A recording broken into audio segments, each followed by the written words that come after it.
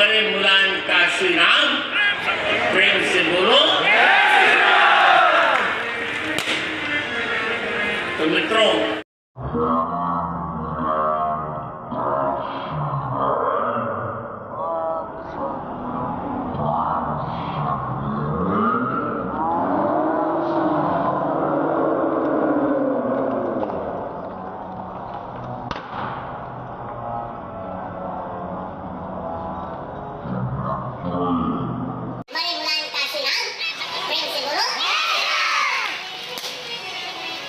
अभी 5 अप्रैल की ही बात है। एक बाबा हैं, आगरा में प्रवचन करते हैं और उनके मुख से निकलता है मरे मुलायम कांसी राम और प्रेम से बोलो जय श्री राम। ये सियासी दाव जो अपने मन से अपने वहाँ से बोला हुआ है और इसकी जो वीडियो है पूरे भारत में ये वायरल हो रही है। बाबा जो शब्द बोलते हैं, किस समुदाय के लिए बोलते हैं, किस राजनीतिक पार्टी के लिए बोलते हैं, तमाम चीज़ों को लेकर के मेरे बीच में एक नवयुवक बीएसपी पार्टी के सचिव, दिल्ली प्रदेश सचिव हैं और एक पेशे से एडवोकेट भी हैं, काफ़ी माहिर एडवोकेट हैं। ऐसा बोला है तो किस परिप्रेक्ष्य में बोला है और आईपीसी की क्या धाराएं होनी चाहिए उनके ऊपर और ऐसा नहीं बोलना चाहिए। तो एक अभिव्यक्ति आज़ादी भी यहाँ पे सवाल लेकर आता है कि एक अभिव्यक्ति आज़ादी में कुछ भी कोई भी ऐसे नहीं बोल सकता।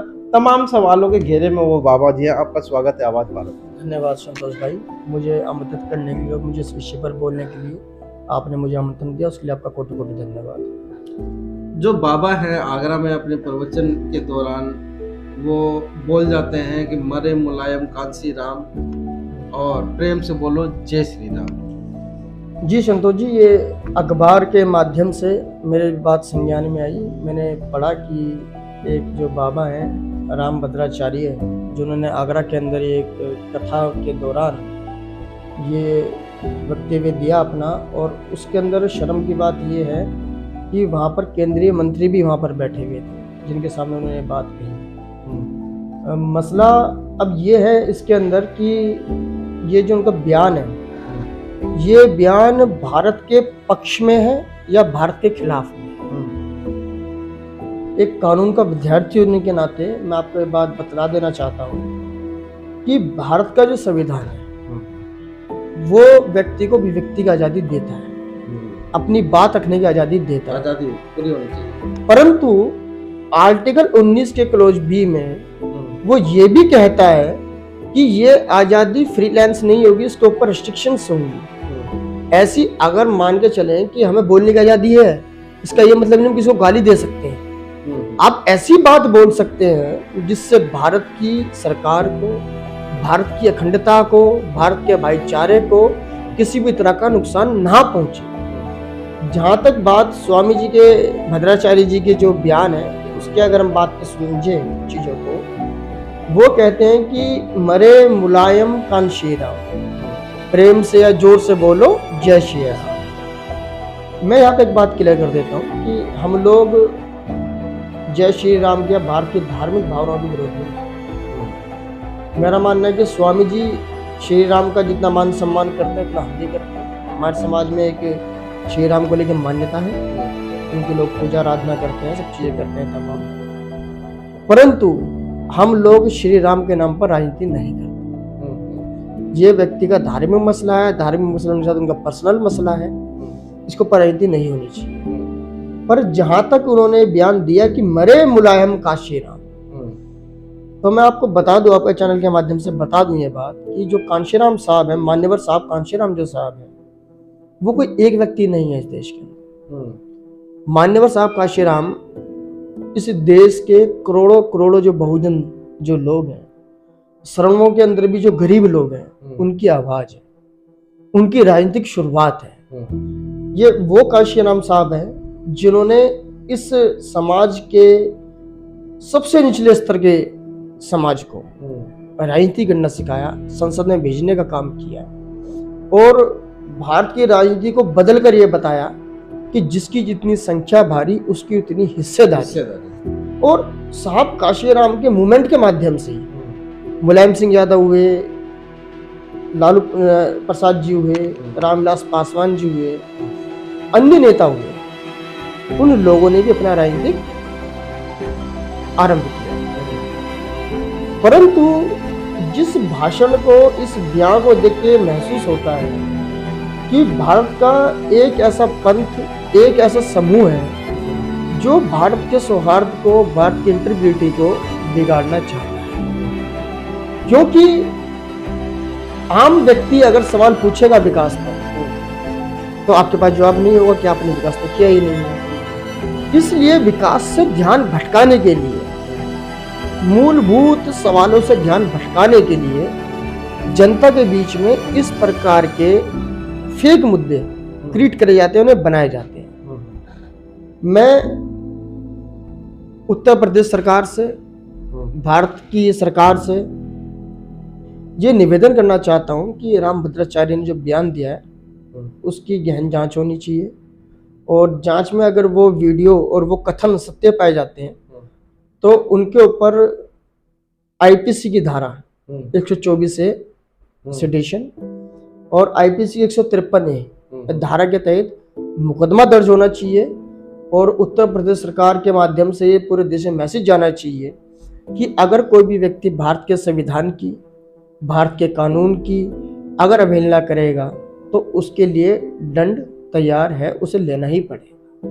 मगर वहीं पे एक सवाल आता है कि उसी धर्म में, जिस धर्म में की बात वो बाबा करते हैं, उस धर्म में भी यही लिखा है, जो उनके ग्रंथों में यही लिखा है कि मेरी अभिव्यक्ति आज़ादी है, मैं किसी को भी, जो मरे हुए जो इंसान है, हम उनको बोल सकते हैं कि वो जय श्री राम, वो मिट गए या मिल गए तो उसकी जो अंत में जो हम संस्कार के रूप में या उस व्यक्ति के रूप में, मतलब जो मरे हुए व्यक्ति के हम लास्ट में बोलते हैं जय श्री राम। तो इसमें किसी की भावना को तो आहत पहुंचने वाली कोई बात नहीं संतोष जी, ऐसी मसला नहीं है। भावना का मसला ये है कि मुलायम सिंह यादव वो जी, दुनिया में नहीं रहे ना, वो तो ये कह रहे हैं कि दुनिया में नहीं रहे, ठीक बात है। प्यारे हो गए।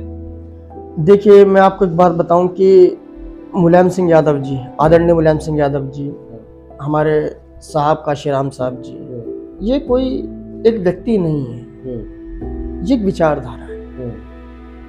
इन्होंने अपने दम पर अपने अपने समाजों को जगाने का काम किया। जहां राजघरानों की सरकार होती थी, उन्हें हटाकर गरीबों की, बंधुआओं की, मजदूरों की सरकार को स्थापित किया। जहां तक बात अगर मैं मानवता की करूं तो संतोष जी, ये बात आप भी समझते हैं, मैं भी समझता हूं, अगर कोई व्यक्ति दुनिया में नहीं रहा है तो उसके बारे में तो गलत टिप्पणी करने से बचना ही चाहिए।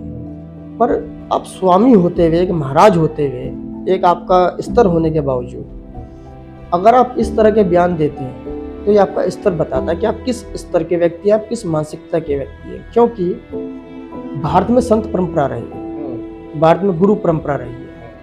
इस संत परंपरा में, इस गुरु परंपरा के अंदर संतों का काम, गुरुओं का काम लोगों को जोड़ने का है, तोड़ने का नहीं है। और हमारे स्वामी जी जो क्या बात कह रहे हैं, हमारे जो रामभद्राचार्य जी जो बात बोल रहे हैं, उस बयान से ऐसा लगता है कि वो पूरे के पूरे समाजवादी पार्टी को, पूरे बहुजन समाज पार्टी को नेगलेक्ट कर रहे हैं। उनको बता रहे हैं कि आप लोग हमारे सामने कुछ नहीं। और ये जो घमंड है, ये घमंड भारत के लिए, भारत के संविधान के लिए बिल्कुल अच्छा नहीं है।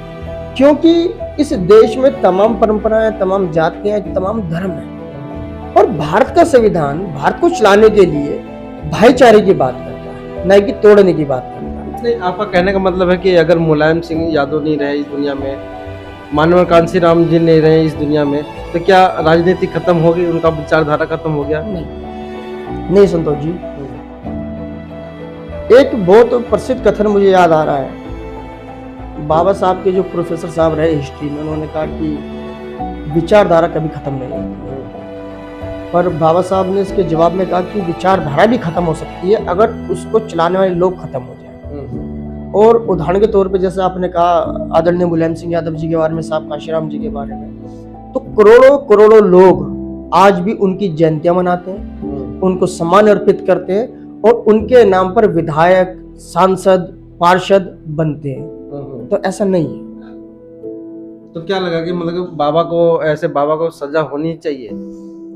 कानून के विद्यार्थी होने के नाते, हम्म, अगर मैं कानून का विद्यार्थी हूँ और मैं कानून की बारीक समझ भी रखता हूँ, तो मैं आपके सामने 3 कानून के आर्टिकल और सेक्शंस का मैं जिक्र करना चाहूँगा। और उससे पहले जिक्र करना चाहूँगा भारत की प्रेमबल का प्रस्तावना का। भारत की जो प्रस्तावना है वो भारत के संविधान का सारांश है। हम भारत के लोग। हम भारत के लोग, वो जो भारत का संविधान का जो प्रेमबल है, उससे आपको पता लगेगा पढ़ने के बाद में कि ये संविधान हम पे थोपा नहीं गया है।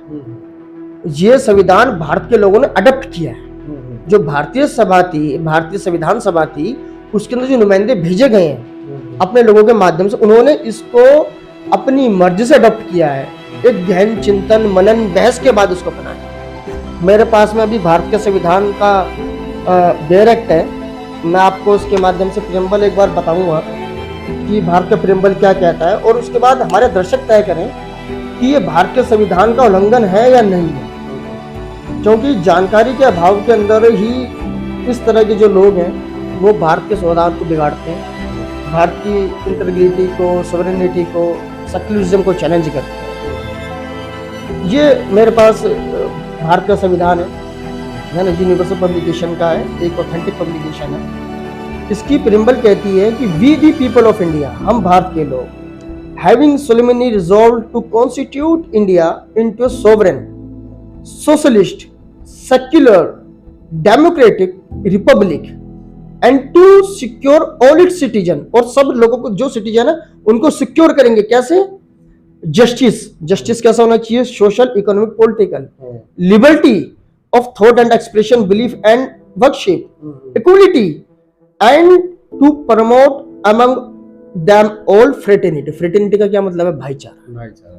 assuring the dignity of individual, क्या कह रहा है? assuring the dignity of individual, हर एक व्यक्ति जो इंडिविजुअल व्यक्ति है उसकी भी डिग्निटी को हमें मान के रखना है, बांध के रखना है। And unity and integrity of the nation, और भारत की अखंडता के लिए, यूनिटी के लिए रखना है। तो इनके भाषण से, इनके वक्तव्य से बात तो पता लग गई कि भारत की प्रेमबल का उल्लंघन है, और भारत की प्रेमबल भारत के संविधान की आत्मा है। अगर अब हम इसमें भारत के संविधान में अगर हम आर्टिकल 19 की बात करें,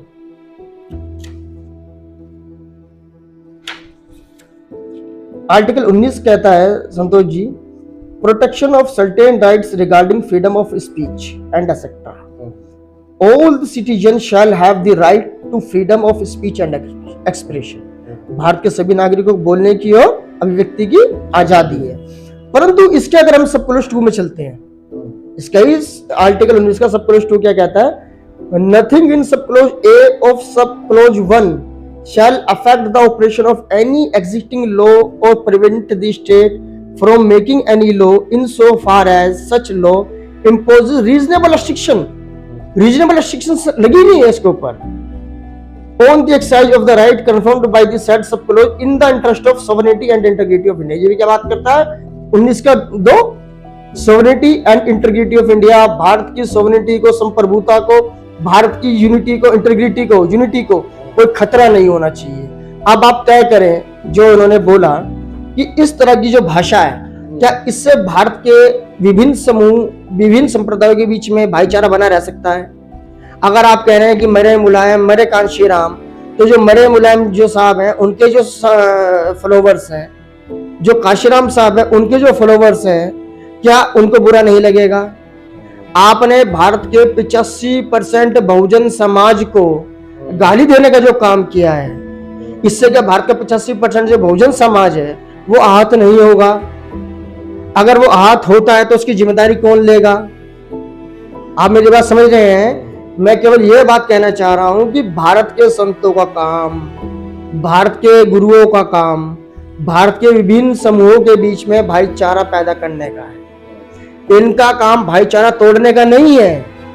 इनका काम है कि जिंदा को भी सम्मान दें और जो व्यक्ति दुनिया में नहीं है उनको भी सम्मान दें। और हमारा तो स्तर ये कहता है कि जो व्यक्ति दुनिया में नहीं है उनका अत्यधिक सम्मान होना चाहिए। साहब काशीराम ने अपनी ताउम्र बहुजन समाज के लिए, इस देश के ST, SC, OBC, माइनॉरिटीज और सवर्णों में जो गरीब लोग हैं उनके उत्थान के लिए लगा दिया। जीवन भर शादी नहीं करी, बैंक बैलेंस नहीं रखा, पूरे जीवन में कोई आरोप नहीं लगा, किसी भी तरह का, इस तरह के व्यक्ति के बारे में अगर आप बयान देंगे तो निश्चित रूप से आपकी मानसिकता है कि आप भारतीय सौहार्द को खराब करना चाहते हैं, दो समूहों के बीच में लड़ाई करवाना चाहते हैं। जो भारतीय दंड संहिता है उसके अंदर ऐसे लोगों के लिए स्पेशल प्रावधान है। मैंने आपको बताया 124A और 153 है। कोई भी जो व्यक्ति अपने शब्दों से अगर भारत का सौहार्द बिगाड़ता है उसके लिए 153A IPC के तहत, 153A IPC के तहत में 3 साल तक की सजा का प्रावधान है। और इनके भाषण से, इनके वक्तव्य से लगता है कि भारत का सौहार्द बिगाड़ना चाहते हैं। एक कानून का विद्यार्थी होने के नाते मैं जानकारी आपके साथ साझा करना चाहता था। और ये पार्टी हैं, जितनी विभिन्न पार्टियां हैं, जितने विभिन्न लोग हैं, उन तक ये जानकारी जानी चाहिए कि केवल बाबा ही नहीं, इस समाज में अगर कोई भी व्यक्ति जो भारत के खिलाफ, भारत की यूनिटी के खिलाफ, भारत के भाईचारे के खिलाफ अगर बोलता है तो ऐसे लोगों के खिलाफ आप मुकदमा दर्ज कराएं, पुलिस को शिकायत दें, 153-124A के अंदर उनके खिलाफ मुकदमा दर्ज कराएं। धन्यवाद। तो साथियों, ये बहुत ही टेक्निकल जो बातें हैं, अभी किसी को नहीं पता थी कि जो बाबा ने बोला है उस पर सजा भी होना चाहिए कि नहीं होना चाहिए। मगर तमाम पार्टियों से जो जिस प्रकार से टिप्पणियां आ रही है, सपा से, बहुजन समाज पार्टी से, और भी जितने भी फॉलोवर्स हैं, जो दो महापुरुष नहीं हैं जो इस दुनिया में, मगर उनका जो विचारधारा है वो मौजूद है, कहीं ना कहीं वो उस पार्टी में मौजूद है, पार्टी के लोगों में मौजूद है, और जितने भी फॉलोवर्स हैं उनके बीच में है। जिस प्रकार से मुलायम सिंह यादव जी और मान्यवर कांसी राम जी ने जो काम किया अपने अपने क्षेत्रों में, आज भी वो पूरा देश याद करता है। और आज भी मान्यवर कांसी राम जी के जो जिनको एक उपाधि में मिली, राजनीति का जाता, यानी एक राजनीति जो पैदा करने वाला है, उसका जो ज्ञान जाता सिर्फ मान्यवर कांसी राम जी के पास था। वो चाबी सिर्फ मान्यवर और कांसी राम जी के पास ही थी। तो इस प्रकार के सौहार्द को कहीं ना कहीं खंडन करने का काम जो इस प्रकार के जो बाबा बीच में आकर करते हैं, कम से कम कानून में रह करके बात करें। उनके लिए कानून भी है, अगर कानून सजा नहीं देती है तो शायद और भी ऐसे बाबा पनपेंगे।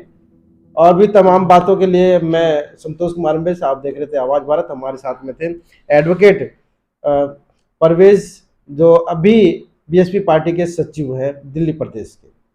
वीडियो कैसी लगी आप अपने कमेंट्स के माध्यम से हमें बता सकते हैं, और चैनल को लाइक, शेयर और सब्सक्राइब जरूर करें। धन्यवाद।